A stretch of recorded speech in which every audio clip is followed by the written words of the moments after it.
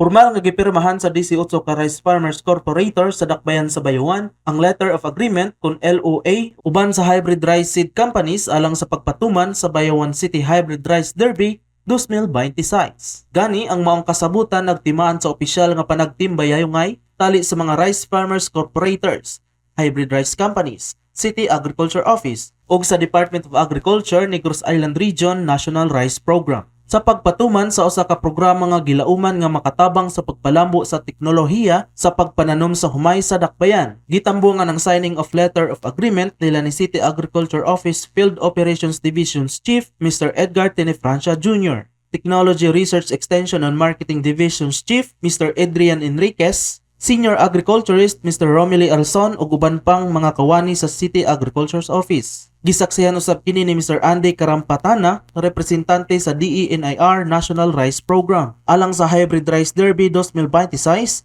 ang gingong rice farmer corporators gikan sa Barangay Pagatban magdumala og demonstration farms nga mo-cover sa kinatibukang 21.6 ka hektarya. Sa maong demonstration farms, i-showcase sa mga hybrid rice companies ang 24 ka hybrid rice varieties, din matandi sa mga mag-uuma og agricultural stakeholders ang performance sa matag variety base sa pagtubo, adaptability, abot, maturity period ug resistensya ubos sa aktual nga kahimtang sa umahan sa bayawan. Gilauman nga pinaagi sa maong inisyatiba mapataas ang produksyon sa humay, mapadasig ang paggamit sa angay nga teknolohiya sa agrikultura ug mapaligo ng food security sa dakbayan sa bayawan. Gikan sa Media Bureau kini si Carlo Alisgar, Ibayaw Bayawan, kita ang bayawan.